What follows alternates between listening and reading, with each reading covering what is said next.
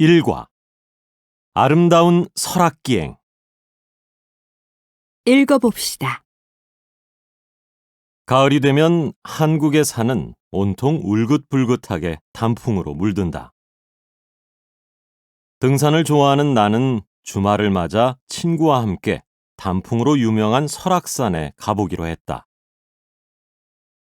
한국에서 처음 떠나는 여행이라 설레어서 잠을 설쳤지만 다행히 늦지 않게 터미널에 도착할 수 있었다. 오랜만에 만난 친구와 한두 시간쯤 이야기를 나누다 보니 버스는 강원도 양양버스터미널에 도착했다. 우리는 거기에서 오색리행 버스로 갈아탔다. 본격적으로 단풍이 드는 10월, 버스 안은 단풍을 즐기려는 사람들로 북적였다. 우리는 들뜬 기분으로 창밖에 펼쳐지는 가을 풍경을 보면서 단풍이 가득한 설악산을 상상해 보았다. 설악산에 올라가는 길은 여러 길이 있었지만 우리는 그 중에서도 가파르지 않고 여유 있게 단풍을 구경할 수 있는 용소폭포로 가는 길을 택했다. 이 등산 코스는 끝까지 가는 데에 1시간 정도 걸려서 산행을 많이 해보지 못한 나와 친구에게도 적당할 것 같았다. 우리는 건강에 좋은 물이 나온다는 오색약수터에서 산행을 시작했다. 맑은 공기와 함께 시원한 물을 마시니 몸과 마음이 건강해지는 기분이 들었다. 우리는 단풍으로 물든 길을 따라 산을 오르며 설악산의 아름다운 풍경을 오래 기억하기 위해 사진을 찍었다. 계곡을 올라가면서 양쪽으로 보이는 큰 바위들의 멋진 모습에 감탄했다. 계곡물에 비친 단풍은 더 아름다웠다. 점심때가 되어서 그런지 계곡 주변에는 도시락을 먹는 사람들이 많았다. 우리도 선녀들이 목욕했다고 전해 내려오는 선녀탕 주변에 자리를 잡고 간단히 점심을 먹었다. 선선한 바람을 맞으며 밥을 먹으니 훨씬 더 맛있게 느껴졌다. 긴 계곡을 따라 걷다 보니 단단한 바위로 이루어진 금강문이 나왔다. 금강문은 두 바위가 서로 기대어 생긴 틈을 말하는데 그 사이를 지나가면 소원이 이루어진다는 옛날 이야기가 있다고 한다. 나는 나의 꿈을 꼭 이룰 수 있게 해달라고 소원을 빌면서 금강문을 조심스럽게 통과했다. 마지막으로 용소폭포에 도착했다. 폭포를 찬찬히 올려다보니 폭포가 무척 아담하고 물빛도 예뻤다. 이 폭포에는 큰 뱀이 용이 되려고 했지만 하늘에 올라가지 못해서 폭포 옆 바위가 되었다고 하는 이야기가 전해져 온다고 한다.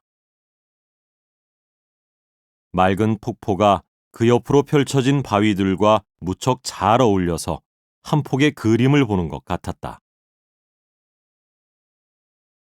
가을 하늘과 잘 어울리는 폭포를 배경으로 우리는 여러 장의 사진을 찍었다. 우리는 단풍길을 내려오면서 산을 올라가거나 내려가는 많은 사람들과 마주치게 되었다. 사람들과 인사도 하면서 설악산의 아름다운 경치에 대한 짧은 이야기도 나누었다. 모두 우리를 밝게 대해주어서 친구가 된 것 같았다. 그래서 그런지 처음 경험하는 한국에서의 산행이 별로 힘들지 않았고 생각보다 더 즐거웠다. 이번 설악산 여행을 통해서 자연을 즐기면서 사람들과 함께하는 여행의 매력을 충분히 느낄 수 있었다. 나중에 기회가 된다면 계절마다 특징이 분명한 한국의 산을 다 올라가 보고 싶다. 겨울에는 눈이 하얗게 쌓인 한국의 산을 찾아 여행하고 봄과 여름에는 색색의 꽃과 녹색으로 물든 산을 찾아 여행하며 좋은 추억을 많이 만들고 싶다. 2과 나를 찾아 떠나는 여행. 읽어봅시다. 지친 몸과 마음에 휴식을 주는 시간. 오늘은 제가 다녀온 용문사 템플스테이에 대해서 소개해 드리려고 합니다. 템플스테이는 사찰에서 하루나 이틀을 보내면서 스님들의 삶을 체험해보는 전통문화 체험 프로그램입니다. 한국에 있는 대부분의 큰 사찰에서는 템플스테이를 할 수 있는데 종교와 관계없이 누구나 참가할 수 있습니다. 요즘 템플스테이에 관심이 있는 사람들이 많습니다. 저도 전부터 불교에 관심이 많아서 꼭 한번 템플스테이를 해보고 싶다고 생각했습니다. 그래서 지난주에 용문사에 1박 2일로 템플스테이를 다녀왔습니다. 용문사는 서울에서 지하철로 갈 수 있는데 봄이나 가을에 나들이 가기 좋은 장소로도 유명합니다. 듣던 대로 사찰로 가는 길은 아름다웠습니다. 참가하기 전에는 혼자 가면 어색할까봐 걱정했는데 다행히 외국인도 많고 혼자 온 사람도 많았습니다. 사찰에 도착하자마자 스님께서 주시는 옷으로 갈아입었습니다. 스님께서 용문사에 대한 소개를 해주시고 사찰에서 지켜야 하는 예절과 절하는 방법도 알려주셨습니다. 그 후에 프로그램에 따라 사찰에 있는 큰 종을 치는 체험을 했습니다. 종소리가 온 산에 울려 퍼지면서 갑자기 주변이 신비로운 분위기로 가득 차는 것 같았습니다. 우리는 잠깐 쉬었다가 대웅전으로 가서 예불을 드렸습니다. 그 내용을 잘 알아들을 수 없었지만 마음이 차분해졌습니다. 날이 어둑어둑해지고 저녁 식사 시간이 되었습니다. 스님들은 채식을 하기 때문에 고기로 만든 음식이 없었습니다. 그런데도 음식이 어찌나 맛있던지 저는 밥을 2그릇이나 먹었습니다. 식사 후에 참가자들이 모두 모여 스님과 함께 서로의 고민에 대해서 대화하는 시간을 가졌습니다. 시간 가는 줄 모르고 이야기하다 보니 어느새 주변이 깜깜해졌습니다. 처음 만난 사람들인데 서로의 고민을 나눠서 그런지 아주 가까워진 기분이 들었습니다. 서울에 있었으면 한창 텔레비전을 보고 있을 시간이었겠지만 우리는 다음 날을 위해서 9시에 잠자리에 들었습니다. 다음 날은 새벽 4시부터 일정이 시작됐습니다. 깜깜한 새벽에 사람들과 함께 대웅전으로 가서 108배를 했습니다. 108배는 절을 108번 하는 것입니다.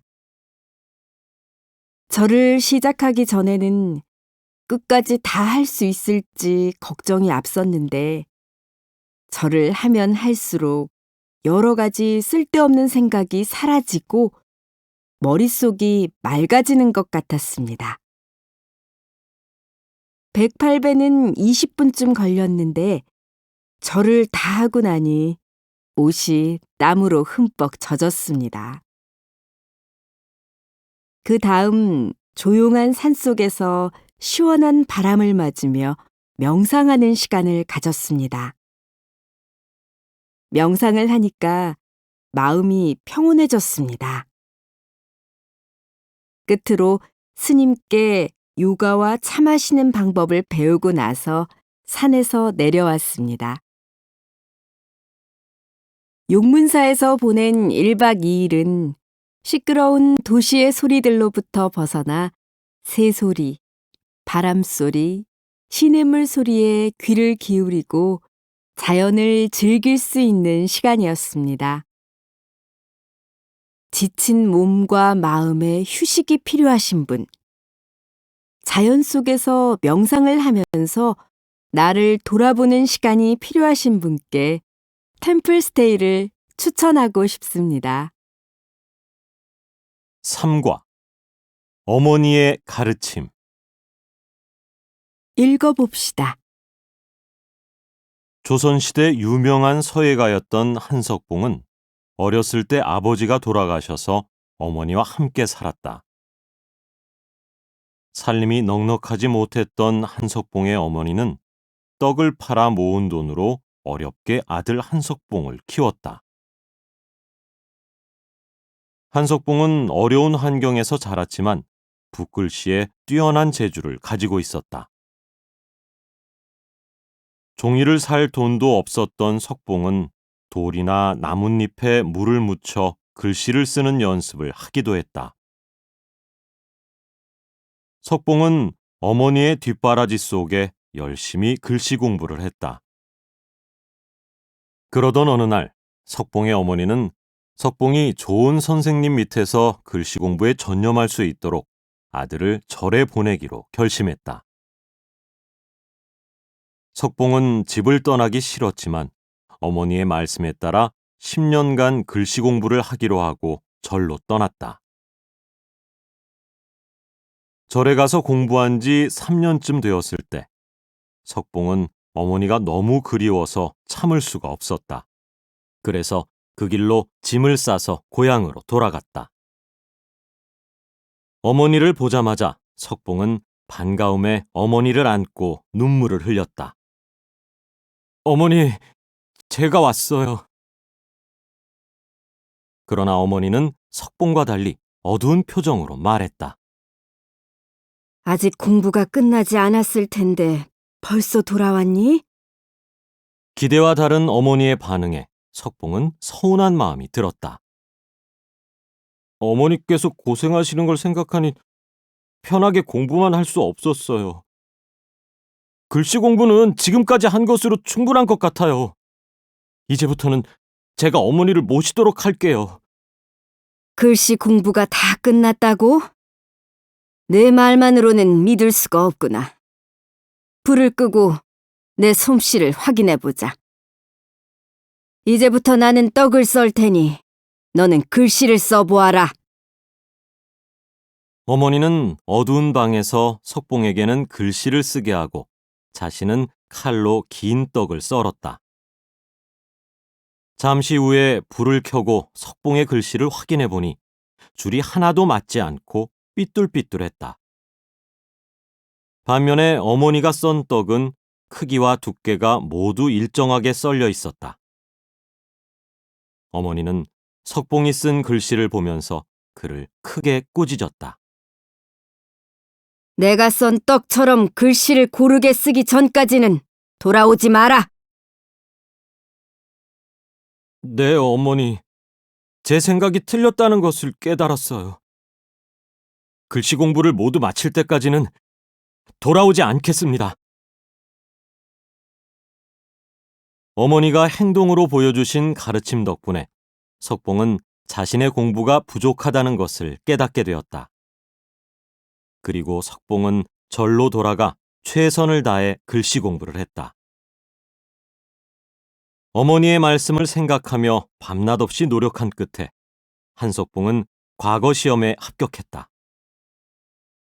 왕은 한석봉의 뛰어난 서예 실력을 인정하여 그에게 나랏일을 하는 데 필요한 책을 옮겨 쓰거나 외교 문서를 쓰는 일을 모두 맡겼다. 한석봉의 글씨는 점차 많은 사람에게 인정을 받게 되어 그는 조선에서 가장 뛰어난 서예가로 이름을 알리게 되었다.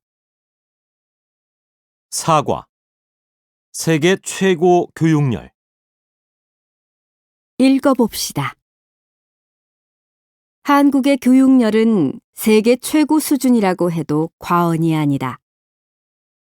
교육청 발표에 따르면 한국의 대학 이상 고등교육기관의 진학률은 2017년 기준 69.8%로 OECD 국가 중에서 가장 높다. 뿐만 아니라 대학 입학을 목표로 사교육에도 돈을 아끼지 않는 것으로도 유명하다. 최근 초중 고등학생을 둔 부모를 대상으로 실시한 설문조사 결과에 따르면 자녀에게 사교육을 시킨다는 응답이 70%가 넘었고 평균적으로 한 달에 40만 원 이상을 자녀들의 사교육에 쓰고 있다고 한다. 부모가 굶더라도 자식의 공부는 시켜야 한다라는 말에서 알 수 있듯이 한국의 부모들은 자신을 희생하면서 자녀의 교육을 위해 최선을 다한다. 자녀들을 명문학교에 보내기 위해 집값이 비싼 명문학교 근처로 무리해서 이사를 가기도 하고 자녀 교육을 위해 가족을 모두 해외로 보내고 아버지 혼자 한국에 남기도 한다. 이와 같은 현상이 나타나게 된 이유는 무엇일까? 과거의 부모 세대들은 어려운 생활 환경 때문에 공부를 포기해야만 하는 경우가 많았다. 그래서 자신들이 이루지 못한 학업에 대한 꿈을 자식들이 이루어 주기를 바랐다. 게다가 과거에는 학력에 따라 직업이 정해지고 동시에 출세할 기회를 얻을 수 있었다. 좋은 학교는 곧 좋은 직장으로 연결되었다. 그래서 한국의 부모들은 자녀들이 좋은 대학에 진학해야 사회에서 인정받고 성공할 수 있다고 믿었고 그 믿음이 지금까지 계속되고 있는 것이다. 한국 부모들의 뜨거운 교육열은 높은 교육 수준을 지닌 우수한 인재들을 만들었고 이 인재들은 한국의 경제를 빠르게 발전시켰다. 그래서 한국 전쟁이 끝난 후 한국은 아시아에서 가장 가난한 나라였지만 30년 만에 10대 경제 대국으로 성장했다. 결과적으로 한국의 뜨거운 교육열은 사회를 발전시키는 큰 힘이 된 것이다. 그러나 지나친 교육열은 여러 가지 사회 문제도 만들었다. 최근 학업으로 인한 스트레스 때문에 병원을 찾는 학생들이 점점 늘어나고 있다고 한다. 부모들의 지나친 욕심 때문에 학생들이 심한 학업 스트레스에 시달리고 있는 것이다. 뿐만 아니라 어렸을 때부터 좋은 대학에 들어가는 것을 목표로 공부만 하다 보니 다양한 경험을 쌓을 기회가 없어 자신의 적성을 찾지 못하는 경우가 많다. 그래서 부모의 뜻에 따라 적성에 맞지 않는 전공을 선택해서 대학을 다니다가 중간에 포기하는 학생들도 많아지고 있다. 더 큰 문제는 학생이었을 때 한 번도 자신의 미래에 대해 스스로 깊이 있게 생각해 본 적이 없기 때문에 대학을 졸업하고도 자신에게 맞는 일을 찾지 못해 방황하는 청년들이 많아지고 있다는 것이다. 한국 부모들의 뜨거운 교육열이 한국의 사회와 경제 발전에 긍정적인 영향을 미친 것은 사실이지만 부정적인 사회 문제를 만들어내고 있는 것도 사실이다. 그래서 정부는 이런 사회 문제들을 극복하기 위해 다양한 체험학습과 인성을 중시하는 교육과정을 만들고 공교육 중심의 입시 제도를 자리 잡게 하려는 노력을 하고 있다. 5과 김의 유래. 읽어봅시다. 한국어를 배우거나 한국 문화에 관심이 있는 사람이라면 김밥을 먹어본 적이 있을 것이다. 김밥은 밥과 여러 가지 재료를 김에 싸서 만든 음식으로 간편하게 먹을 수 있어 사람들이 자주 찾는다. 김밥을 만들 때 빠질 수 없는 재료인 김은 해조류를 말려서 만든 음식이다. 김은 맛이 좋을 뿐만 아니라 영양도 풍부해서 외국인들에게도 인기가 많다. 한국 사람은 물론 외국 사람도 즐겨 먹는 음식인 김은 신라시대 때부터 먹기 시작했지만 그때의 김은 지금과 모양이 달랐다고 전해진다. 김은 옛날에는 해의 또는 해태라고 불렀다. 해의는 바다의 옷이라는 뜻이고 해태는 바다의 이끼라는 뜻이다. 그렇다면 사람들은 언제부터 이것을 김으로 부르기 시작한 것일까? 김이라는 이름의 유래는 조선시대 때로 거슬러 올라간다. 조선시대 때 전라남도 광양에 김여익이라는 사람이 살았다. 어느 날 그는 우연히 바다 주변을 걷다가 나무 조각에 해조류가 붙어 떠 있는 것을 보고 그것을 먹어보았는데 맛이 무척 좋았다. 그 후 나무 조각들을 바다 주변에 꽂아두고 관찰했더니 그 해조류가 나무에 또 붙어서 자랐다. 이렇게 김여익은 김을 양식하기 시작했다. 김여익은 김 양식에 이어서 건조 방법까지 개발했다. 그 당시에는 김을 양식해 건조시키는 특별한 방법이 없었다. 그래서 김여익은 짚을 엮어서 발을 만들어 김을 얇게 펴서 말린 다음에 그것을 떼어내는 김 건조법을 개발했다. 그리고 사람들에게 자신이 개발한 방법을 알려주었고 그 후부터 사람들은 그가 알려준 방법대로 김을 양식하고 건조시켜 시장에 팔기 시작했다. 김여익이 살던 지역은 강물과 바닷물이 만나는 곳이어서 그곳에서 양식한 김은 향과 맛이 뛰어나기로 유명했다.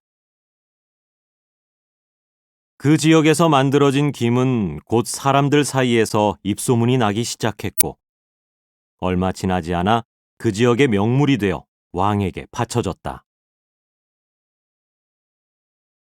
왕이 수라상에 올려진 마치 검은색 종이 같은 그 음식을 먹어보고 그것의 이름을 물어보았다. 하지만 아무도 그 이름을 아는 사람이 없었다. 그때 어떤 신하가 전라도에 사는 김씨가 만든 음식입니다. 라고 하자 왕은 이렇게 맛있는 음식에 이름이 없다니. 그럼 이것을 김이라고 부르도록 해라. 라고 했다. 지역마다 다른 이름으로 불리며 통일된 이름이 없었던 이 음식은 이때부터 김이라는 하나의 이름으로 불리게 됐다. 전라남도 광양에는 세계 최초로 김 양식을 시도했던 김여익의 업적을 기리기 위한 박물관이 있다.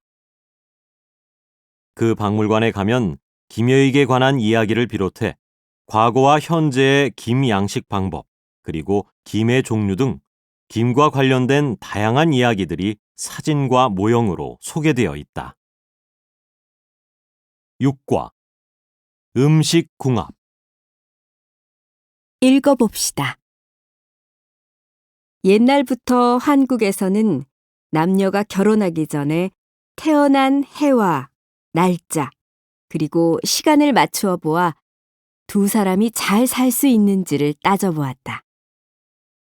이것을 궁합이라고 하는데 남녀 사이에 궁합이 있는 것처럼 음식에도 궁합이 있다.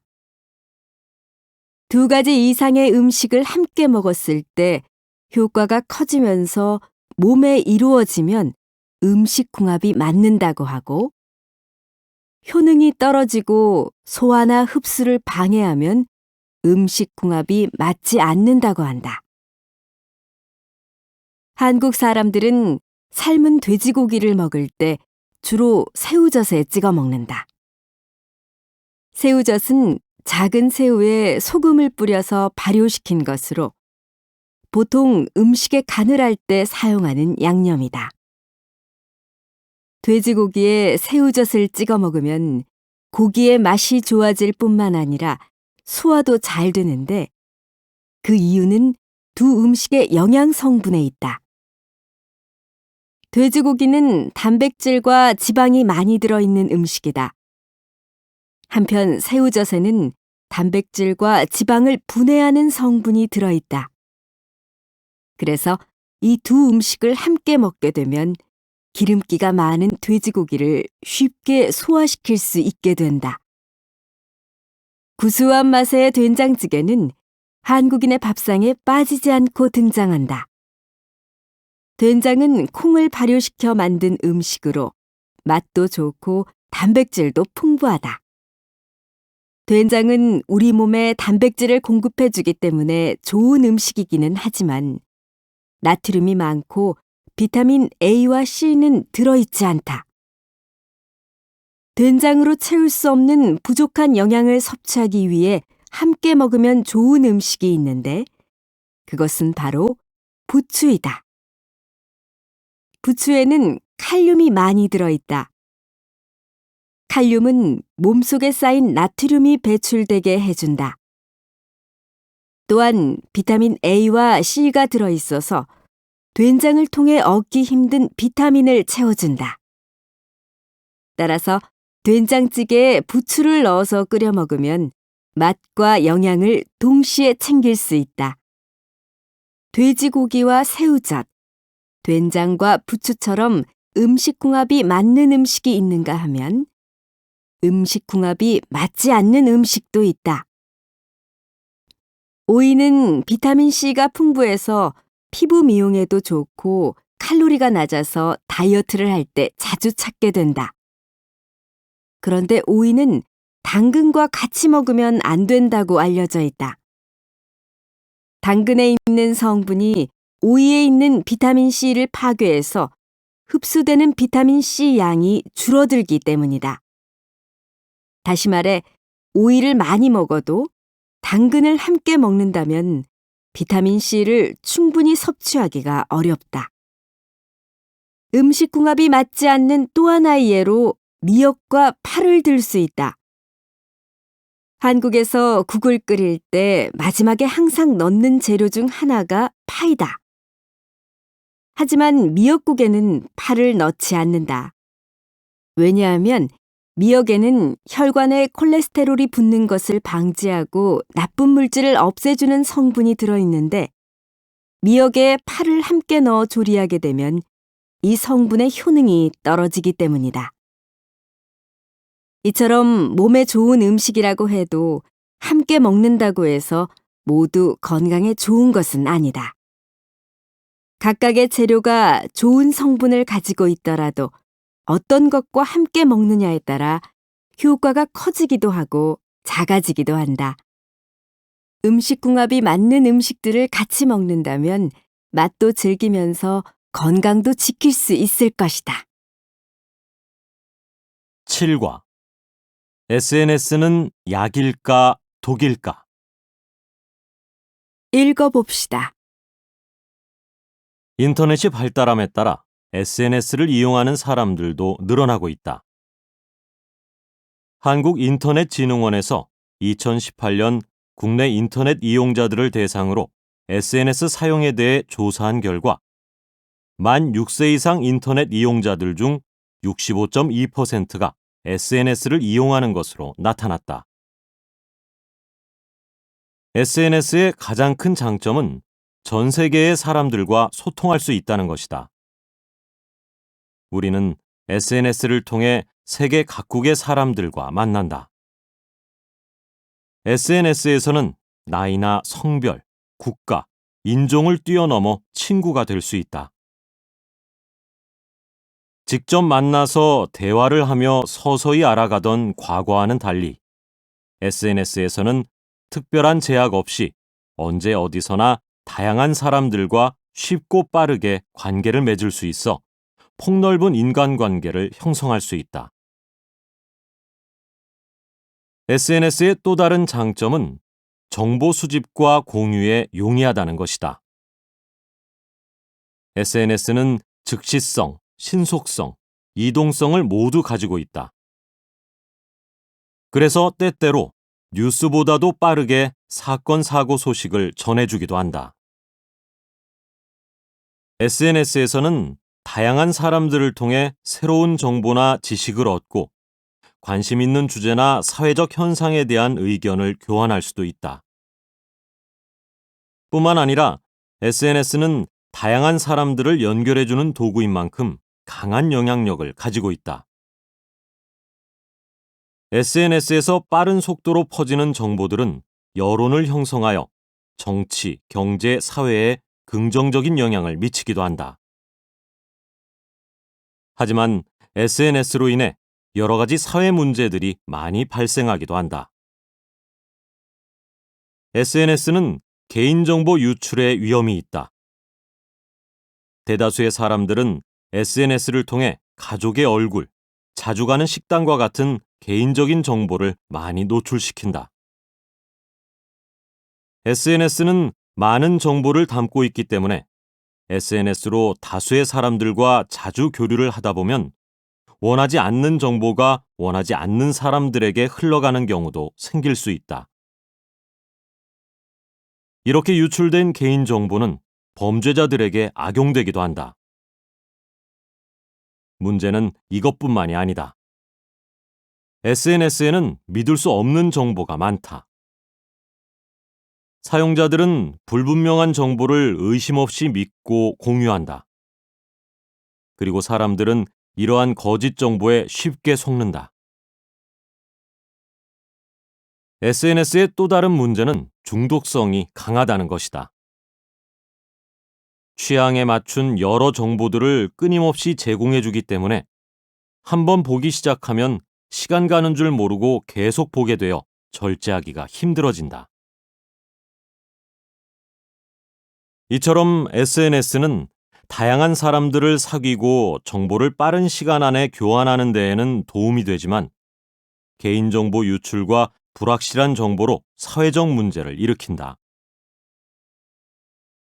이런 문제들을 해결하기 위해 우선 정부나 공공기관에서는 개인정보 유출로 인해 발생하는 사이버 범죄를 제재할 수 있는 제도적인 장치를 마련해야 한다. 또한 사용자는 SNS에 너무 자세한 개인 신상을 올리는 것을 자제해야 하며 SNS에서 보이는 정보에 지나치게 의존하지 않아야 할 것이다. 정보 공유와 소통의 도구로서 장점을 극대화하기 위해서는 SNS를 올바르게 활용하려는 사용자의 노력이 필요하다. 8과 고민 상담. 읽어봅시다. 게임에 중독된 것 같습니다. 저는 평균적으로 하루에 10시간쯤 게임을 합니다. 친구들과 함께 게임을 할 때면 PC방에서 며칠씩 지내면서 게임만 한 적도 있습니다. 이렇게 게임을 많이 하다가 보니 일상생활이 제대로 유지되지 않아 직장도 오래 다니지 못하고 그만두고 말았습니다. 게임을 하지 않을 때에는 불안한 마음이 듭니다. 게다가 게임을 하면서 끼니를 해결하다가 보니 인스턴트 식품이나 패스트푸드를 많이 먹게 돼서 살도 찌고 건강도 나빠졌습니다. 게임하는 시간을 줄여보려고 여러 번 시도했지만 번번이 실패했습니다. 어떻게 하면 좋을까요? 행동과 환경의 변화가 필요합니다. 사연을 보니 게임사랑님은 게임 중독 상태인 것 같습니다. 그래도 게임사랑님께서 스스로 중독된 상태를 알고 개선하고자 하는 의지가 있기 때문에 아직 늦지 않았다는 생각이 듭니다. 최근 게임 중독에 대한 논의가 많습니다. WHO 세계보건기구는 게임을 하고 싶은 욕구를 참지 못하고 게임이 일상생활에 나쁜 영향을 미치며 게임을 멈추지 못하는 증상이 12개월 이상 지속되는 상태를 게임 중독으로 정의하고 질병으로 분류했습니다. 실제로 강도와 빈도의 차이가 있을 뿐 모든 연령대의 사람들이 게임을 즐기고 있습니다. 그리고 청소년들만 게임에 쉽게 빠지는 것이 아니라 부모님의 간섭이 적고 시간적으로 자유롭고 경제적으로 여유 있는 성인들도 게임에 많이 빠지는 것으로 나타나고 있습니다. 하지만 지나치게 게임에 몰입해서 일상생활을 제대로 유지하지 못한다면 게임을 하지 못하도록 제한할 필요가 있습니다. 우선 게임이 아닌 현실에서 재미를 느낄 수 있는 것들을 찾아야 합니다. 신체 활동을 늘리는 것이 도움이 되기 때문에 여럿이 함께하는 운동을 배우거나 새로운 취미 활동을 하는 것을 추천해 드립니다. 여럿이 함께하는 다양한 활동을 통해 대인관계를 넓히게 되면 사회적 교류가 많아지고 자연스럽게 야외 활동이 늘어나서 게임을 하는 시간이 줄어들게 될 것입니다. 다음으로 게임 중독에서 벗어나려면 스스로 원칙을 정해서 실천해야 합니다. 컴퓨터는 가족 모두가 이용 가능한 거실에 배치해 두어 환경적으로 게임과 멀어질 수 있도록 해야 합니다. 그리고 게임 패턴을 기록할 수 있는 일지를 만들어서 기록하는 것도 좋습니다.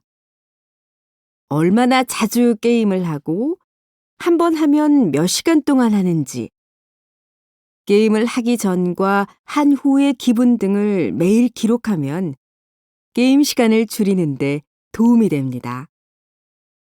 마지막으로 내가 왜 그렇게 게임에 중독된 것인지 근본적인 원인을 찾아보는 것이 중요합니다. 이렇게 하는 과정에서 우울한 기분이 지속적으로 들거나 충동적인 행동을 하게 된다면 전문가와의 상담이 필요합니다. 국가에서 운영하는 스마트 쉼 센터에 방문하시면 자세한 상담과 안내를 무료로 받으실 수 있으니 참고하시기 바랍니다. 국어. 알아두면 유용한 관용 표현. 읽어봅시다. 관용 표현이란 원래의 의미와는 다른 새로운 의미로 굳어져 사용되는 표현을 말한다. 관용어나 속담 등이 여기에 포함되는데, 관용어는 2개 이상의 단어가 함께 쓰여 원래의 의미와는 전혀 다른 의미로 사용되는 표현을 말하고, 속담은 옛날부터 전해 내려오는 조상들의 지혜가 담긴 비유적인 표현을 말한다. 관용 표현을 사용해서 이야기를 하면 여러 가지 효과를 볼 수 있다. 첫째, 본격적인 이야기를 시작하기 전에 관용 표현을 사용하면 주의를 집중시키는 효과가 있다. 또 이야기를 듣는 사람은 제시된 관용 표현을 통해 발표자가 앞으로 할 이야기에 대한 예측을 할 수 있어서 이야기를 듣는 데에 도움이 된다. 예를 들어 티끌모아 태산이라는 말이 있습니다 라고 속담을 인용해서 발표를 시작하면 듣는 사람은 발표자가 저축과 관련된 이야기를 할 것이라고 예측하고 발표자의 이야기에 귀를 기울일 것이다. 둘째, 이야기를 마무리할 때 관용 표현을 사용하면 짧은 한두 마디의 말로 간단히 정리하는 효과를 준다. 이를테면 협동에 관한 발표를 한 후에 백지장도 맞들면 낫다는 말이 있는 것처럼 힘을 합하면 어려운 일도 쉽게 해낼 수 있습니다 라고 속담을 활용하여 마무리를 하면 긴 이야기를 간결하게 마칠 수 있다. 셋째, 관용 표현은 직접적인 표현이 아니기 때문에 하고 싶은 말을 전달했을 때 듣는 사람의 기분을 상하지 않게 하면서 하고 싶은 이야기를 할 수 있다. 한 예로 추운 겨울날 교실에 들어온 후에 문을 닫지 않는 친구에게 직접적으로 문 좀 닫아 라고 말을 하면 친구의 감정이 상하는 수가 있다. 그럴 때 친구에게 꼬리가 길다라는 관용어를 사용해서 지영이는 꼬리가 기네 라고 이야기하면 친구가 기분 나빠하지 않고 문을 닫을 것이다. 관용 표현은 원래의 의미와는 다른 의미로 사용되기 때문에 단어 하나하나의 뜻으로는 그 의미를 파악하기가 어렵다. 그리고 관용 표현은 일상에서 관습적으로 사용되는 표현이므로 일부 단어를 내가 원하는 단어로 바꾸어 사용해서는 안 된다. 예를 들어 발이 넓다라는 관용어는 아는 친구가 많다는 의미인데 여기에서 발을 손으로 바꾸어 말한다면 사람들이 이해하지 못할 것이다. 관용 표현은 더 재미있고 풍부한 표현을 사용해서 이야기하고 싶어하는 대중의 욕구로부터 만들어지게 된 표현이다.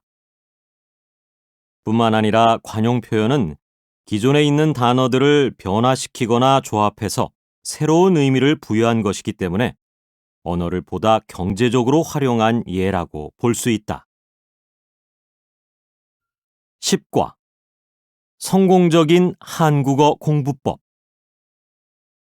읽어봅시다.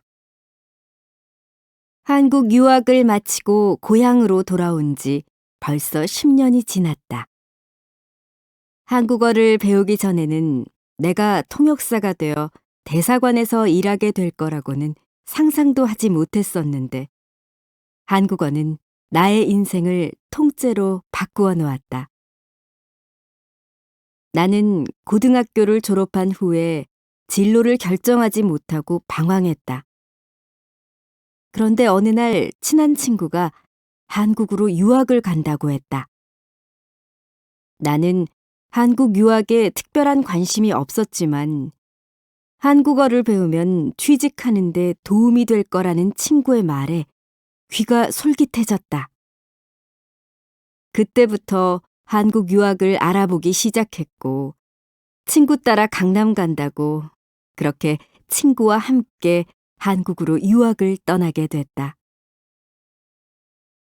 한국에 관심이 많았던 친구는 고향에서 몇 달간 한국어를 공부하고 유학길에 올랐지만 나는 한국어를 전혀 배우지 않았기 때문에 처음에는 난 놓고 기역자도 몰랐다. 낯선 나라에서 외국어를 배우는 것은 여간 어려운 일이 아니었다.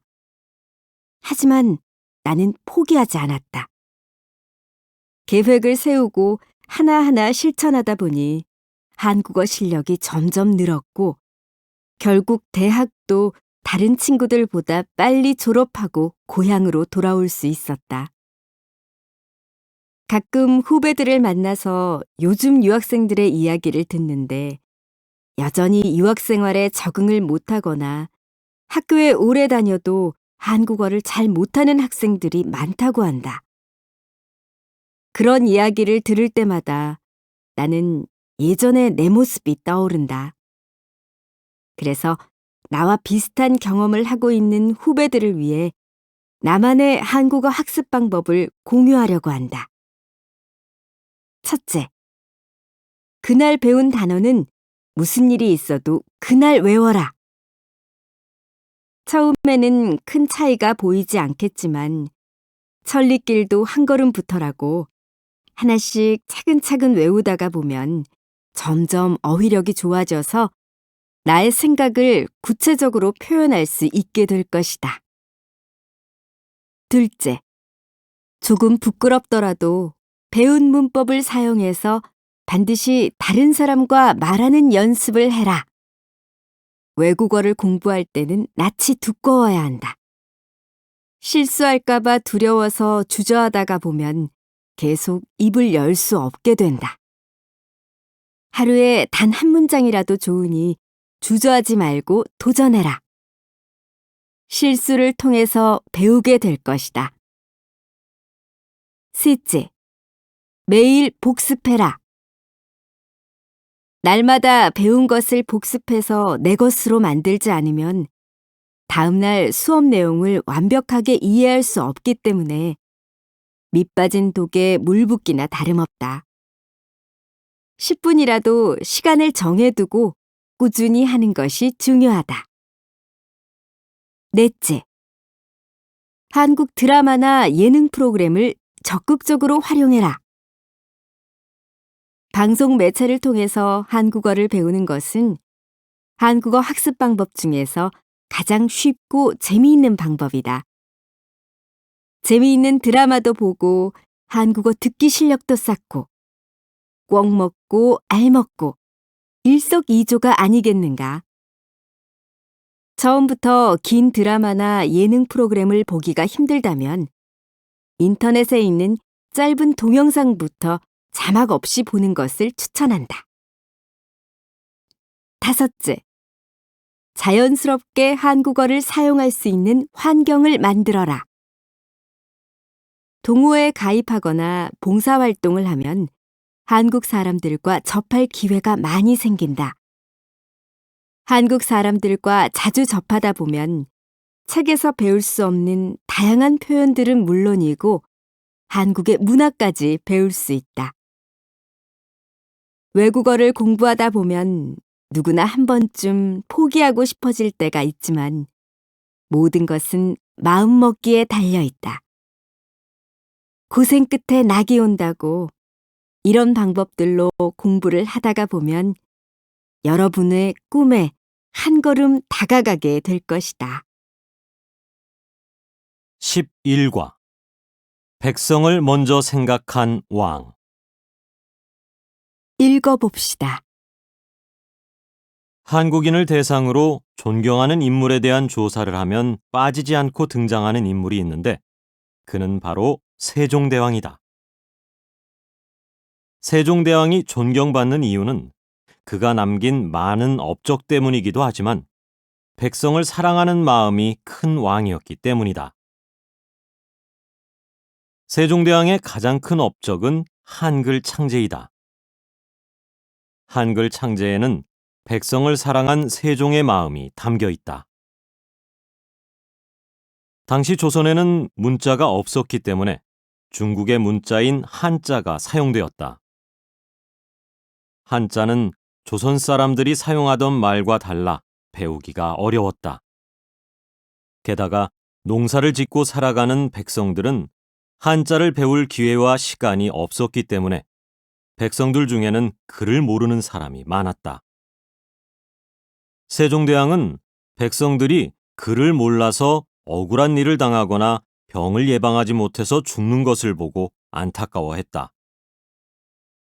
그래서 여러 학자들과 함께 백성들이 쉽게 배우고 익혀서 쓸 수 있는 문자를 만들었다. 한글의 옛 이름은 백성을 가르치는 바른 소리라는 뜻의 훈민정음이다. 세종대왕이 한글을 창제한 것에서 백성을 아끼고 사랑하는 그의 마음을 엿볼 수 있다. 세종대왕은 백성들을 사랑했기 때문에 백성들의 농사에 도움을 줄 수 있는 과학 분야에도 큰 관심을 가졌다. 조선시대에는 대부분의 백성들이 농사를 짓고 살았다. 한 해의 농사가 잘 되고 못 되고는 계절의 변화와 기후의 특징을 얼마나 잘 알고 대처하느냐에 달려있다. 하지만 이때 백성들은 이것을 잘 알지 못해 농사를 지을 때 많은 어려움을 겪었다. 특히 여름에 가뭄이 들면 백성들은 극심한 생활고를 겪었는데 세종대왕 이전의 왕들은 이때 하늘에 제사를 지내고 백성들에게 쌀을 나누어 주는 것으로 문제를 해결하려고 했다. 그러나 세종대왕은 비가 오기를 바라며 제사를 지내는 것만으로는 백성들의 문제가 해결되지 않는다는 것을 깨닫고 직접적인 해결책을 찾으려 노력했다. 그래서 여러 학자들과 함께 농사를 지을 때 계절의 변화와 기후의 특징을 알 수 있도록 시간과 날씨를 관측하는 기구들을 만들었다. 이때 만들어진 기구에는 해시계, 물시계, 치구기 등이 있다. 이 기구는 백성들이 농사를 지을 때 큰 도움이 되었다. 세종대왕은 노비, 장애인, 아이, 노인 등과 같은 사회적 약자를 위한 복지제도도 실시했다.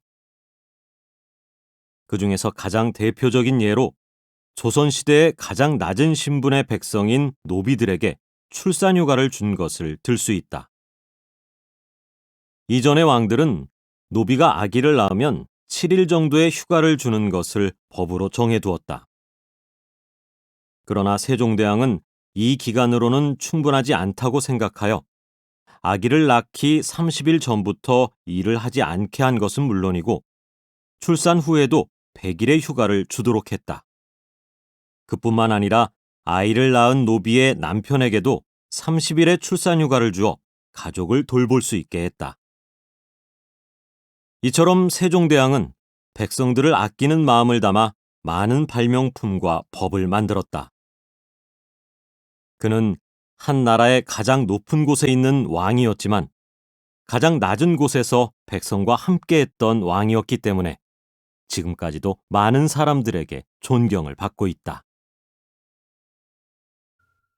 12과 헌안설원과 허균. 읽어봅시다. 조선시대 사람들은 태어날 때부터 정해진 신분이 있었다. 성별과 신분에 따른 사회적 역할이 달랐기에 여자는 글 공부를 하기보다는 일찍 시집을 가서 남편과 아이를 돌보며 집안일을 하면서 살아야 했고, 첩의 자식이나 천민들은 아무리 똑똑해도 벼슬을 할 수 없었다. 이런 시대적 배경 속에서 후세에 천재 여성 시인으로 이름을 남긴 누나와 조선의 신분 제도를 비판하는 내용으로 한글 소설을 쓴 남동생이 있었다. 조선시대에 이름난 양반집에서 태어난 헌안설원은 어렸을 때부터 책을 읽고 시를 짓는 것을 좋아했다. 그녀는 똑똑했으며 문학적 소질을 타고난 데다가 그림 실력까지 좋았다. 그녀는 평생 그림을 그리고 시를 지으며 살고 싶었으나 그녀의 바람대로 살지 못했다. 그녀는 일찍 결혼을 해서 가정을 꾸렸지만 결혼 생활은 행복하지 않았다. 그녀의 시댁 어른들은 그녀에게 책을 읽거나 시를 짓는 것을 허락하지 않았다. 뿐만 아니라 그녀의 남편은 자신보다 더 뛰어난 아내를 마음에 들어 하지 않았다. 남편에게도 사랑받지 못하고 하고 싶은 공부도 마음껏 하지 못했던 헌안설원은 27세의 나이에 세상을 떠났다. 헌안설원은 죽기 전 가족들에게 자신이 쓴 시를 모두 태우라고 했다. 그녀가 남긴 시는 그 양이 얼마나 많은지 방 한 칸을 가득 채울 정도였다고 한다. 그녀의 시댁에서는 헌안설원의 유언대로 그녀의 모든 작품들을 태웠다. 하지만 헌안설원의 남동생 허균은 죽은 누나의 재능과 작품이 너무 아까웠다. 그래서 헌안설원이 죽은 후 친정집에 있던 그녀의 시들과 자신이 외우는 누나의 시들을 모아 난설원집을 만들어 그녀의 작품을 사람들에게 알렸다. 헌안설원의 시는 후에 조선시대 지식인들 사이에서 높게 평가되었고 그녀는 천재 여성 시인으로 인정받게 된다. 헌안설원의 동생 허균도 누나처럼 글짓기에 소질이 많았다. 어릴 때부터 호기심이 많고 무엇이든지 배우는 것을 좋아했던 허균은 마음이 따뜻한 사람이었다. 그는 벼슬에 오른 후에도 사회에서 소외당하는 사람들에게 친절을 베풀며 따뜻하게 대했다. 허균은 여자이기 때문에 자신의 능력을 펼치지 못했던 누나와 첩의 자식이라서 차별당하는 친구들을 보면서 현실이 잘못되었다고 생각했다. 그래서 조선의 신분 제도를 비판하는 소설 홍길동전을 썼다. 소설의 주인공인 홍길동은 신분 차이 때문에 아버지를 아버지라고 부르지 못하는 첩의 아들이다. 홍길동은 신분의 차이를 받아들이지 않고 극복하고자 집을 떠난다. 그리고 동에 번쩍 서에 번쩍 나타나서 부조리한 양반들에게 벌을 주고 그들의 재물들을 빼앗아 가난한 백성들을 도와준다. 그 후 조선을 떠나 어떠한 차별도 없는 율도국이라는 나라를 세운다. 홍길동전은 불평등한 사회를 바꾸고 새로운 세상을 만들고자 했던 허균의 바람이 담겨 있다. 뿐만 아니라 당시의 조선 사회를 비판한 소설이라는 점에서 큰 의미를 가지고 있다. 13과 유망직업. 읽어봅시다. 최근 한 설문조사 결과에 따르면 청소년들이 꿈꾸는 직업 1위가 개인 미디어 콘텐츠 제작자라고 한다. 그래서 현재 89만 명의 구독자를 보유하고 있는 1인 먹방 제작자 이소라 씨를 만나 개인 미디어 콘텐츠 제작자라는 직업에 대해 자세히 알아봤다. 이 일을 시작하게 된 계기가 무엇인가요? 시작은 아주 사소한 이유였어요. 혼자 밥을 먹을 때 외롭다는 생각이 들어서 음식을 먹는 영상을 자주 보곤 했어요. 그러다가 제가 밥을 먹을 때 1인 방송을 하면 사람들이랑 이야기도 할 수 있으니까 좋겠다는 생각이 들더라고요. 그렇게 재미로 몇 번 방송을 하고 영상도 올리기 시작한 것이 현재까지 오게 됐어요. 개인 미디어 콘텐츠 제작자는 어떤 일을 하나요? 제작자 개인의 적성이나 취향에 따라 표현하고 싶은 주제를 가지고 영상으로 제작하는 일을 해요. 제작하기 전에 직접 자료 조사와 기획, 연출까지 구상을 하고요. 팀을 구성해서 촬영과 편집을 나눠서 하는 사람도 있는데 저는 촬영과 편집까지 직접 하고 있어요. 이 직업의 매력이 뭐라고 생각하세요? 제가 만들고 싶은 주제의 미디어 콘텐츠를 통해 사람들이랑 실시간으로 소통할 수 있다는 점이 가장 큰 매력이라고 생각해요. 일을 하면서 힘든 점은 없었나요? 모든 제작자들이 다 비슷하겠지만 스스로 모든 것을 결정해야 하는 것이 장점이면서 단점이에요. 상의하거나 도와줄 사람이 없으니까요. 개인 미디어 콘텐츠 제작자를 꿈꾸는 학생들이 어떤 능력을 키우면 도움이 될까요? 다른 사람과 차별화되는 아이디어가 많으면 많을수록 도움이 돼요. 떠오르는 아이디어들을 콘텐츠로 만들어낼 수 있는 창의력이 많이 필요하거든요. 아이디어가 떠오를 때마다 메모해 두면 좋을 거예요. 자신의 생각을 글이나 그림으로 표현해 보는 연습을 하는 것도 좋고요. 또 영상 기술과 편집 기술이 필요하니까 미리 배워놓는 것도 좋겠지요. 이 직업의 전망이 밝다고 보세요? 잘 아시겠지만 현재 국내외에서 개인 미디어 플랫폼 시장이 계속 커지고 있어요. 스마트폰으로 언제 어디서나 방송을 시청할 수 있게 돼서 시청자들도 늘어나고 있고요. 일반 방송에서 다루지 않는 주제를 새로운 방식으로 표현하는 이 시장은 앞으로도 계속해서 커질 것으로 예상돼요. 마지막으로 이 직업을 꿈꾸는 학생들에게 조언해 주시고 싶은 것이 있다면요? 누구나 쉽게 시작할 수 있는 만큼 이 분야에서 성공하기란 여간 어렵지 않아요. 충분한 시간을 가지고 만들고 싶은 콘텐츠 주제에 대해 구체적으로 생각한 후에 이 직업에 도전하라고 말씀드리고 싶어요. 14과 광고의 두 얼굴. 읽어봅시다. 우리는 생활하면서 광고의 유혹으로부터 벗어나기가 힘들다. 텔레비전을 볼 때, 휴대전화로 인터넷 뉴스를 검색할 때, 거리를 걸어갈 때도 기업들은 상품을 팔기 위해 광고로 우리를 유혹한다. 광고는 신문이나 텔레비전 방송 같은 여러 가지 매체를 이용하여 소비자들에게 상품에 대한 정보를 알려주는 것을 말한다.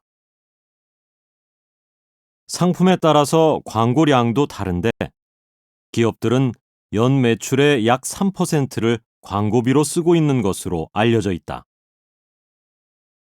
그렇다면 광고는 구체적으로 어떤 기능을 하는 것일까? 광고의 순기능은 크게 세 가지로 나눌 수 있다. 첫째, 광고는 경제를 활성화시킨다. 사람들은 광고를 보면서 광고 속의 상품을 갖고 싶다고 느끼는데 이것을 구매 욕구라고 한다. 광고는 소비자들의 구매 욕구를 자극해서 활발한 소비 활동을 하게 한다. 사람들이 상품을 많이 사면 회사에서는 더 많은 생산을 해야 하고 이것은 자연스럽게 매출 증가로 이어진다. 회사의 매출은 결국 직원들의 월급으로 돌아가기 때문에 경제가 활발해지는 것이다. 둘째, 광고는 소비자에게 정보를 전달하는 기능을 한다. 광고는 새로운 상품의 등장은 물론이고 상품의 디자인, 기능, 그리고 가격이나 할인과 같은 정보들을 제공한다. 소비자들은 광고를 통해 알게 된 정보들로 어떤 상품을 사는 것이 더 좋을지 판단할 수 있다. 셋째, 광고는 기업들이 더 좋은 품질의 상품을 만들도록 경쟁하게 한다. 소비자들은 광고를 통해 상품에 대한 여러 가지 정보를 얻는다. 그렇게 상품에 대해 자세히 알게 된 소비자들은 각 상품들의 품질 차이를 비교해 가면서 물건을 구매한다. 그렇기 때문에 소비자들에게 상품을 팔고 싶은 기업들은 경쟁 회사보다 더 좋은 상품을 계속해서 만들 수밖에 없다. 이렇게 광고는 기업들이 건전하게 경쟁하도록 유도하는 기능을 한다. 그렇지만 광고에 순기능만 있는 것은 아니다. 먼저 광고는 소비자들의 충동 구매를 유발한다. 누구나 광고를 보다가 계획하지 않았던 물건을 사본 경험이 있을 것이다. 다양한 제품의 정보라든가 할인 정보를 담고 있는 광고는 소비자들의 구매 욕구를 자극해서 계획에 없는 상품을 사도록 만든다. 이런 충동 구매는 과소비로 이어져 사람들을 경제적 어려움에 빠지게 한다. 둘째, 광고는 상품의 가격을 상승시킨다. 상품 경쟁이 심해지다 보면 기업들은 점점 광고에 더 많은 돈을 쓰게 된다. 유명한 배우를 출연시키거나 더 화려하고 자극적인 광고를 만들어서 소비자를 유혹하는 것이다. 광고에 많은 비용이 들어가면 기업은 그 돈을 충당하기 위해서 상품의 가격을 상승시킨다. 다시 말해 상품의 가격에는 광고비가 포함되어 있는 것이다. 셋째, 과대 광고나 허위 광고는 소비자들의 합리적인 선택을 방해한다.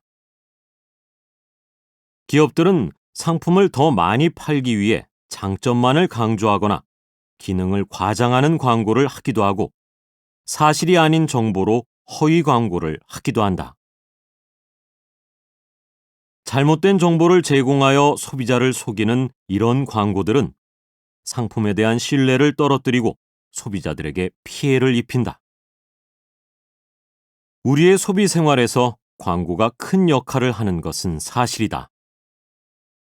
하지만 광고는 우리가 소비를 할 때 기업 쪽에 유리한 선택을 하도록 만든 것임을 잊지 말아야 한다. 기업이 우리의 소비를 결정하게 하면 안 된다. 올바른 정보와 거짓 정보를 구별하는 눈을 가지고 합리적인 선택을 하도록 노력해야 한다. 결국 현명한 소비를 위한 선택은 우리의 몫이다. 15과 드래곤은 용이 아니다. 읽어봅시다. 동서양에 모두 존재하는 상상 속의 동물인 용은 전설과 신화에 자주 등장하며 우리의 상상력을 자극해왔다. 용은 문화에 따라 신적인 존재로 여겨지기도 하고 두려움과 공포의 대상으로 여겨지기도 했다. 이것은 서로 다른 문화에 따른 인식의 차이 때문인데 동양 사람들이 생각하는 용의 이미지는 서양 사람들이 생각하는 용의 이미지와 매우 다르다. 서양의 용은 대개 어두운 피부색의 공룡과 비슷한 모습을 하고 있다. 몸집이 크고 등 뒤에 큰 날개가 달려 있으며 굵고 강한 다리와 뾰족한 발톱을 가지고 있다. 목이 길고 날카로운 이빨을 가지고 있고 입으로 불을 뿜을 수 있다. 이렇게 공포스러운 괴물의 모습을 한 서양의 용은 어두운 숲이나 동굴에 살면서 사람들을 공격하거나 위협하는 모습으로 자주 묘사되었다. 그래서 서양의 옛날 이야기에는 성에 갇힌 공주를 구하기 위해서 왕자가 성을 지키는 용과 싸우는 장면이 자주 등장하는 것을 볼 수 있다. 이처럼 서양 사람들에게 용은 악과 어둠을 상징하며 죽여서 물리쳐야 하는 존재이다. 반면 동양 사람들에게 용은 몸의 크기를 마음대로 변화시킬 수 있을 뿐만 아니라 구름 위로도 올라갈 수 있으며 바닷속 아주 깊은 곳까지도 들어갈 수 있는 능력이 있는 신으로 생각되었다. 동양의 용은 큰 뱀과 비슷한 모양을 하고 있는데 긴 몸통은 여러 가지 색이 섞인 비늘로 덮여 있으며 짧은 다리를 가지고 있다. 얼굴이 길고 갸름한 모양이고 튀어나올 것 같이 큰 눈과 입 주위에 긴 수염이 특징이다. 동양의 용은 바다나 호수, 연못과 같은 물속에 사는데 사람들은 바다를 지배하는 용을 용왕으로 일컬으며 그가 사는 곳을 용궁이라고 불렀다. 농사를 짓고 사는 사람들에게 물을 지배하는 용왕은 사람들이 잘 살 수 있도록 도와주고 그들의 삶을 유지시켜주는 신앙의 대상이었다. 동양 사람들은 용을 가장 특별한 동물로 생각했고 신성하고 성스러운 존재로 받아들였다. 그래서 용은 왕을 상징하기도 했다. 왕의 얼굴을 용안이라고 불렀으며 왕이 입는 옷은 용포라고 하는 등 왕과 관계되는 거의 모든 것에 용이라는 단어를 붙여서 사용했다. 뿐만 아니라 용은 행운의 상징이었다. 그래서 사람들은 꿈에 용이 나오면 일이 잘 풀리는 좋은 꿈이라고 여기고 사업이 잘 되거나 출세할 것이라고 믿었다. 동양에서 용은 부정적인 의미가 아니라 긍정적인 의미로 사용되어 왔기 때문에 용이 들어간 표현들도 많다. 어려운 가정 환경 속에서도 그 상황을 극복하고 훌륭한 사람이 되면 개천에서 용났다라고 하고 어떤 사람의 외모나 상황이 눈에 띄게 좋아졌을 때 그 사람에게 용됐다라고 말한다. 뿐만 아니라 출세를 위한 아주 어려운 단계라는 단어인 등용문에도 용이라는 단어가 들어간다. 또 무슨 일을 할 때 가장 어렵고 중요한 부분을 완성시켰다는 말을 비유적으로 할 때 활용점정이라고 말한다. 이렇게 동양 사람들은 상상 속의 동물인 용을 믿고 숭배했다. 동양 문화 속에서 용은 사람들을 지켜주는 수호신이자 행운을 가져다주는 희망의 상징인 셈이다. 16과 나라마다 다른 비언어적 의사소통. 읽어봅시다. 같은 공간에 있는 친구가 아무 말도 하지 않았지만 불편한 분위기를 느껴본 적이 있는가? 친구는 어떤 말도 하지 않았지만 우리는 그 분위기를 눈치챌 수 있다. 만약 당신이 옆 사람에게 아무 말도 하지 않고 있다면 당신은 대화를 하고 있는 것일까? 하지 않고 있는 것일까? 우리는 말을 하지 않아도 표정과 몸짓, 상대방과의 거리, 자세, 그리고 시선 등을 통해서 상대방과 대화한다. 한 연구 결과에 따르면 사람들은 35%는 말로, 65%는 말이 아닌 다른 수단들로 의사소통을 한다고 한다. 이렇게 언어가 아닌 다양한 방법들을 활용해서 자신의 생각이나 감정을 표현하는 것을 비언어적 의사소통이라고 한다. 나라마다 언어가 다른 것처럼 비언어적 의사소통 방법도 다르다. 그렇기 때문에 똑같은 행동이 나라마다 다른 의미로 이해되기도 한다. 비언어적 의사소통 방식의 가장 대표적인 예는 몸짓이다. 몸짓은 나라마다 비슷하다고 생각할지도 모르지만 문화나 나라에 따라 다르게 해석된다. 가령 한국을 비롯한 대부분의 나라에서 고개를 끄덕거리는 것은 긍정의 의미이다. 그렇지만 터키나 불가리아에서는 이것이 부정의 의미로 사용된다. 뿐만 아니라 한국에서는 새끼손가락을 펴면 약속한다는 것을 의미하는데 인도에서는 화장실에 가고 싶다는 의미로 해석된다. 이처럼 문화마다 다른 몸짓 언어를 이해하지 못하면 상대방의 의도를 오해할 수도 있다. 이야기할 때 상대방의 눈을 얼마나 오래 바라보는지, 시선을 어디에 두는지도 문화마다 다르다.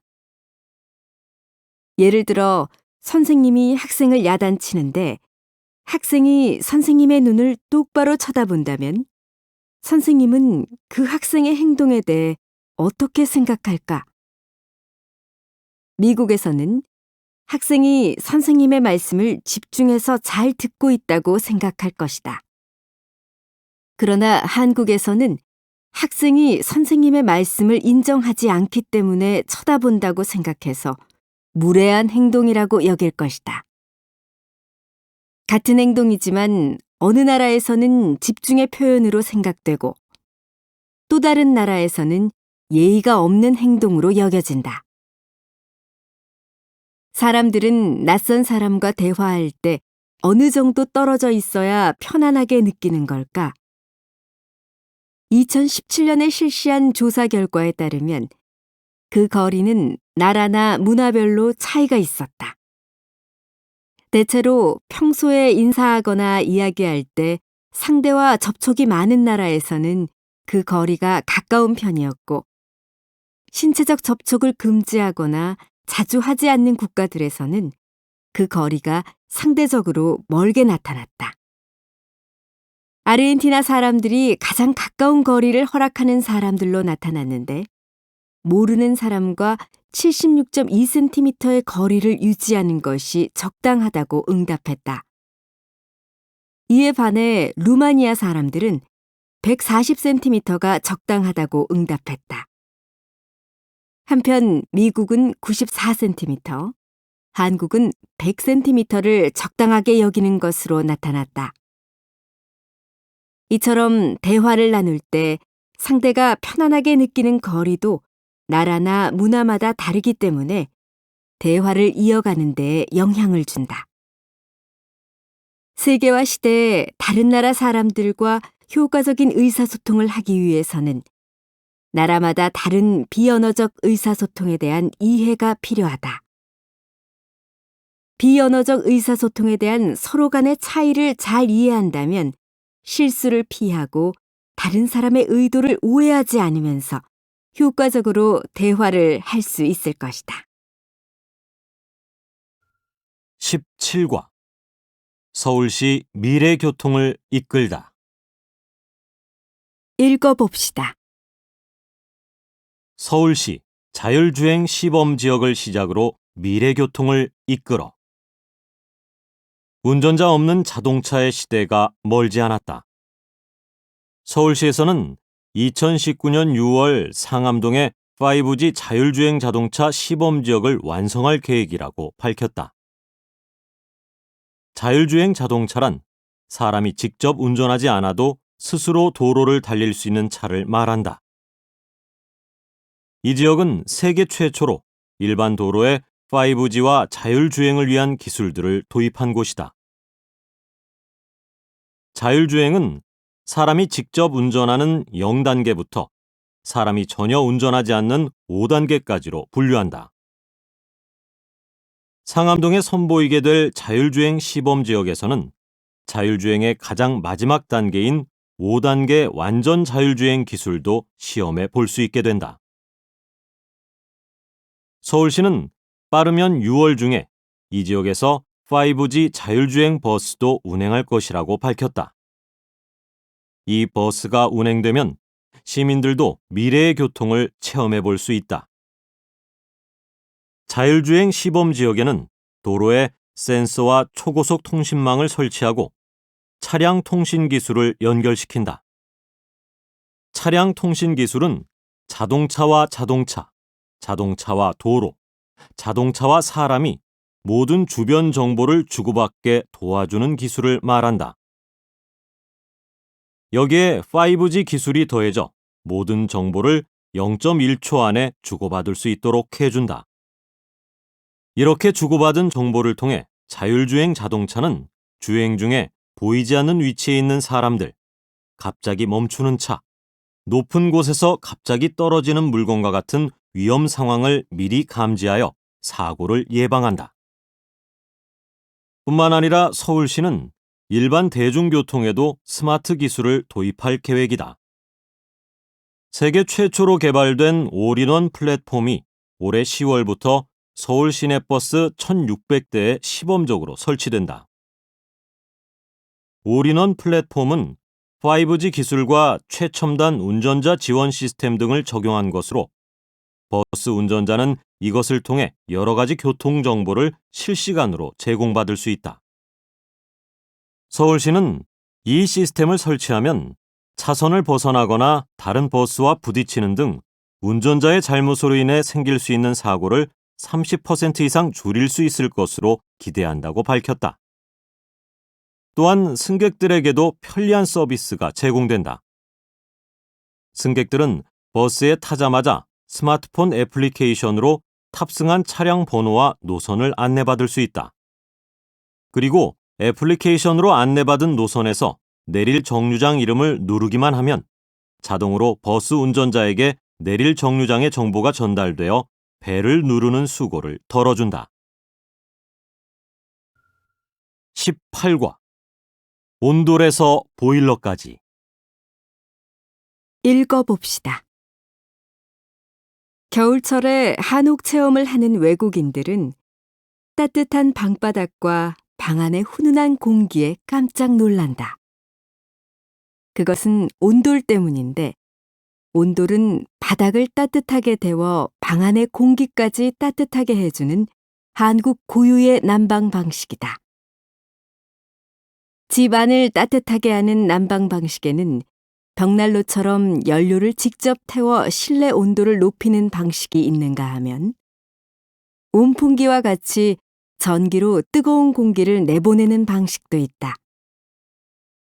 직접 연료를 태우는 난방 방식은 방이 따뜻해질수록 연료를 태운 연기가 집안에 차게 되어 자주 환기를 시켜줘야 하는 불편함이 있다.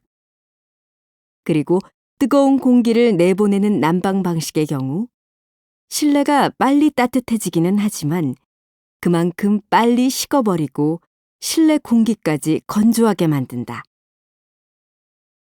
온돌은 부엌 아궁이에서 불을 떼서 생기는 열기로 부엌 옆 방바닥 아래에 깔려있는 돌을 뜨겁게 만들어서 방을 데우는 방식이다.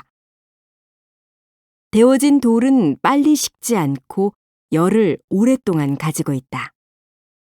그렇기 때문에 데워진 돌이 열을 가지고 있다가 방바닥을 따뜻하게 해주고 나중에는 방 안 공기까지 오랫동안 따뜻하게 유지시켜주는 것이다. 공기를 데우는 방식인 벽난로나 온풍기의 경우 아래쪽까지는 따뜻한 공기가 순환되지 않는다. 하지만 온돌은 바닥에서부터 따뜻한 공기가 점점 위로 올라가 방 전체를 데우기 때문에 온도 유지에도 효과적이고 다른 난방 방식에 비해 열 효율도 좋다. 뿐만 아니라 온돌 방식은 불을 뗄 때 나오는 연기가 방바닥 아래의 통로를 따라 모두 굴뚝으로 빠져나가게 되어 있다. 그래서 아무리 불을 떼도 방 안으로 연기가 들어오지 않아 방 안의 공기가 쾌적하게 유지된다. 온돌방 옆에 붙어있는 부엌 아궁이에서 한 번 불을 떼면 그 열기는 여러 용도로 쓰였다. 부엌에서는 그 열로 음식을 준비했고 추운 겨울에는 온돌방의 가장 따뜻한 부분인 아랫목에 밥 공기를 놓고 이불로 덮어서 보온 밥통처럼 사용했다. 온돌방에서는 빨래도 건조시키기가 좋고 옷을 다리기도 좋았다. 그래서 온돌 문화 속에서 생활한 한국 사람들은 예로부터 바닥에서 밥을 먹고 공부를 하며 잠을 자는 좌식 생활을 해왔다. 하지만 온돌은 아랫목과 아랫목에서 가장 먼 부분인 윗목의 온도 차이가 커서 방바닥의 온도를 일정하게 유지하기가 힘들었다. 또한 만약 방바닥이 갈라질 경우 갈라진 바닥으로 연기가 올라올 수 있기 때문에 일산화탄소에 중독될 수 있는 위험이 있었다. 그래서 현재 대부분의 아파트나 주택에서는 온돌의 문제점을 보완하고 장점을 살린 온수 보일러 방식을 사용하고 있다. 온수 보일러 방식은 아파트나 주택 바닥에 온수관을 설치하여 난방을 하는 방식이다. 전통적인 온돌 방식과는 사용 원료나 방식에서 차이가 있지만 전통 온돌의 원리는 현대에도 그대로 이어져 오고 있는 것이다. 이렇게 오랜 시간 이어져 온 한국의 온돌 문화는 최근에는 그 과학성과 우수성이 알려져 세계적으로 인정받고 있다. 19과 어려움 속에서도 행복을 노래한 시인. 읽어봅시다. 엄마야 누나야 강변 살자. 뜰에는 반짝이는 금모래빛. 뒷문 밖에는 갈잎의 노래. 엄마야 누나야 강변 살자. 이 시는 김소월의 엄마야 누나야이다. 김소월은 한국의 현대 시인으로 시집 진달래꽃으로 잘 알려져 있다. 엄마야 누나야에서 시의 화자는 엄마와 누나에게 강변에서 살자고 한다. 엄마와 누나는 화자가 사랑하는 사람들이다. 강변은 어떠한 어려움도 없는 평화롭고 행복한 세상이라고 할 수 있다. 이 시에는 순수하고 평화로운 곳에서 엄마와 누나와 함께 행복하게 살고 싶어하는 화자의 소망이 담겨 있다. 이 시는 평범하면서도 단순하지만 처음과 마지막에 같은 문장을 반복함에 따라 안정감과 리듬감을 준다. 그래서 이 시는 동요뿐만 아니라 가곡으로도 만들어져 오늘날까지 사랑을 받고 있다. 이 시를 지은 작가 김수월의 어린 시절은 순탄하지 않았다. 그는 아픈 아버지 때문에 할아버지의 손에서 자랐다. 그는 소극적이어서 많은 친구를 사귀지는 못했지만 할아버지 댁에서 같이 살던 숙모가 그의 친구가 돼주었다. 숙모는 그에게 여러 가지 옛날 이야기들을 들려주었는데 그 이야기들은 훗날 그의 작품의 소재와 배경이 되었다. 김소월은 고등학생 시절에 국어교사 겸 시인인 김억 선생을 만났고 그 후 김억 선생에게서 시를 짓는 재능을 인정받으면서 본격적으로 시를 쓰기 시작했다. 그는 문학잡지 창조에 몇 편의 시를 발표하면서 시인으로 이름을 알렸다. 이후 문학잡지 개벽을 통해서 엄마야 누나야, 금잔디, 진달래꽃 등을 꾸준히 발표하며 작품 활동을 이어갔다. 그가 작품 활동을 하던 때는 한국이 일본에게 나라를 빼앗긴 시기였다. 일본으로 유학을 떠난 김소월은 그곳에서 나라를 빼앗긴 서름을 느꼈다. 그리고 고향으로 돌아온 후 나라를 잃은 슬픔과 행복했던 시절에 대한 그리움을 담아 시를 썼다. 그는 여성적이고 섬세한 말투로 인생에 대한 깨달음, 사랑과 이별, 고향에 대한 그리움, 그리고 행복한 세상을 향한 바람을 노래했다. 김소월은 이 시에서 집 앞들의 모습과 뒷문 밖의 소리로 우리가 행복하고 평화로운 세상을 상상해 볼 수 있도록 했다. 반짝이는 금색 모래빛과 갈대잎의 소리가 있는 곳이 그가 꿈꾸는 세상일 것이다. 아마 김수월은 자신의 인생에 없었던 행복한 세상을 꿈꾸며 이 시를 쓰지 않았을까? 그의 시집은 그가 죽은 지 80년이 훨씬 지난 오늘날까지도 많은 한국인들에게 읽히고 있다. 그 이유는 그의 작품이 일상적인 표현을 사용해서 쉽게 읽히기도 하지만 누구나 공감할 수 있는 내용이기 때문일 것이다. 20과 변화하는 행복관. 읽어봅시다. 사람마다 행복하다고 느끼는 조건은 다르다. 어떤 사람은 돈이 많을 때 행복하다고 느끼고, 어떤 사람은 가족과 함께 있을 때 행복하다고 느낀다. 사람마다 행복의 조건이 다른 것처럼 시대가 변함에 따라 세대별로도 행복의 조건은 다른 특징을 보이고 있다. 기성세대는 큰 성공이 행복하게 살기 위한 필수 조건이라고 생각했다. 성공하면 좋은 집에서 살 수 있고 좋은 차를 타고 다니면서 여유로운 삶을 누릴 수 있었다. 그래서 성공을 위해 지금 조금 힘들더라도 아끼고 희생하면서 미래를 위해 참고 견뎠다. 그렇게 기성세대에게는 미래를 위해 현재의 삶을 희생해야 한다는 가치관이 형성되었다. 기성세대와는 달리 요즘 젊은 세대는 현재의 삶에서 행복을 찾는다. 그들은 아침에 마시는 커피 한 잔, 출근길에 듣는 음악, 길을 걷다가 우연히 만난 고양이와 같은 일상적인 작은 것들로부터 행복을 느낀다고 말한다. 젊은 세대가 말하는 대단하고 특별한 일은 아니지만 일상 속에서 누구나 경험할 수 있는 작은 행복감을 소확행이라고 하는데 이것은 소소하지만 확실한 행복이라는 뜻이다. 소확행은 반복되는 평범한 하루를 소중하게 생각하는 마음에서부터 비롯된다. 유명한 레스토랑에서 값비싼 음식을 먹지 않더라도 집에서 나를 위한 음식을 정성스럽게 만들어 먹는 것.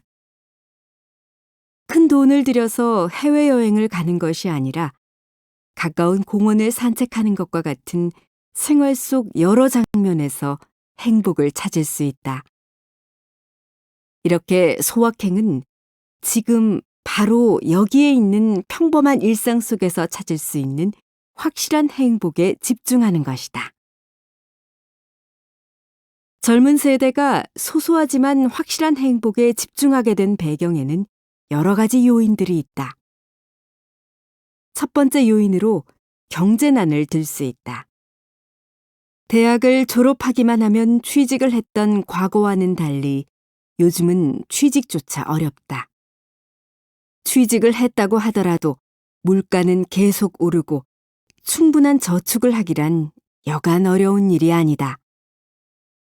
월급을 모아서 내 집을 장만하는 것은 마치 하늘의 별 따기 같은 먼 세상의 이야기이다.